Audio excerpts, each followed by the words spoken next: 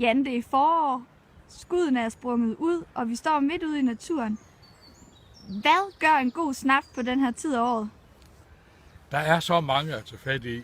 Nu står vi her ved siden af et æbletræ. Det er måske lige det tidligt nok, fordi der er ikke æbler på endnu. Men ellers så er der jo hvidtjørnblomster, der er mælkebøtter, der kommer snart skovmærker, der er birkeblade. Det er ting, som går hurtigt. Kom ud til birkeblade, plukker dem lige, når de springer ud, kommer dem i noget brændevin, og så lader dem stå i 2 dage. Så har man en drikkeklar snaps, som er god bare for at drikke den, men også til for eksempel noget kød eller noget sild eller noget af den stil. Så det kan man egentlig bare gøre. Det er egentlig slet ikke så kompliceret. Det man bare lige skal huske på, det er, sådan generelt set, så kan vi heldigvis sige, at det der er om foråret, der er ikke noget af det, der er giftigt.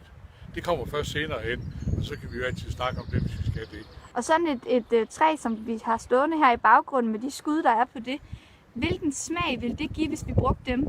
Det er æbler. Det er æbler. Og det er æbler, som ikke er, skal man sige, magen til dem, vi køber i butikken. De er mere smag i den, de er måske en lille smule mere bitre.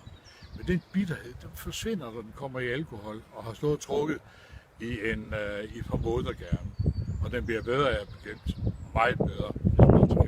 Grunden til, at jeg bruger vilde æbler, det er, at der er meget aroma i, og de er let at komme til, og man kan gøre meget forskelligt med dem. Altså man kan tage flere forskellige sorter.